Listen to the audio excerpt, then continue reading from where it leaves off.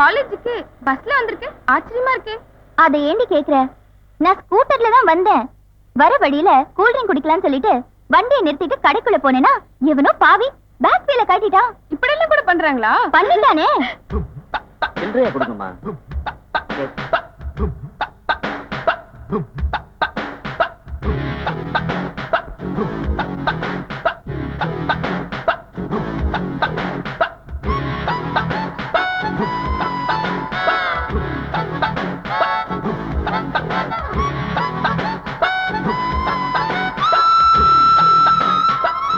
என்னமா அது ஒரு இடமா நிக்க மாட்டியா? நானும் அப்ப வந்து தள்ளி தள்ளி போறேன், மேல மேல வந்து உரசுறேன்.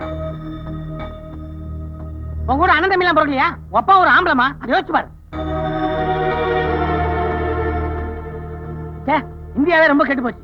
மகாத்மா காந்தி சொன்ன மாதிரி என்னைக்கு ஒரு இளைஞன் பட்ட பகல்ல பஸ்ல தனியா டிராவல் பண்றானோ அன்னைக்குதான் நமக்கு சுதந்திரம் கிடைச்ச மாதிரி. வண்டியை நேரா போலீஸ் ஸ்டேஷன் நிறுத்துங்க. இந்த மாதிரி பொண்ணுங்க எல்லாம் போலீஸ் ஸ்டேஷன்ல தள்ளி முட்டி முட்டி தட்டினாதான் மற்ற பெண்களுக்கு எல்லாம் ஒரு பாடமா இருக்கும். பொண்ணுங்க பார்வைக்காக எங்கிற ஆம்பளைங்க மத்தியில இப்படி ஒருத்தரா? So peculiar. ஹலோ பிரதர், பாவம் பொம்பளை புள்ள பஸ் சேக்கிங்ல தெரியாம பட்டிருக்கோம். அதை பெருசு பண்ணி அசிங்கப்படுத்தாதீங்க, விட்டுருங்க.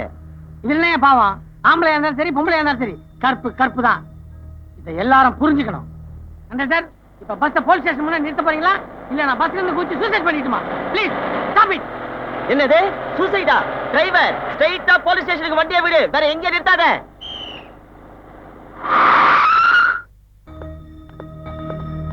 Good morning madam. சார், எதுக்கு ஒரு சலிட்ட வேஸ்ட் பண்றீங்க? இவங்க வார்டு கவுன்சிலரா? இல்லையா, பெண் போலீஸ். பெண் போலீஸா? ஆமாயா, பொண்ணுங்களை யூடிசிங் பண்ற ஒன்ன மாதிரி ஆளுங்களை உள்ள தள்ளதா என்ன ஸ்பெஷலா அப்பாயிண்ட் பண்ணிருக்காங்க. இல்ல, ஒரு பொண்ணை பிக்கப் பண்றதுக்காக டிஃபரெண்ட் கேரக்டர் ஆக்ட் பண்ணலாம்னு பார்த்தேன். அது போலீஸ் ஸ்டேஷனுக்கு கொண்டு வந்து விட்டுருச்சு.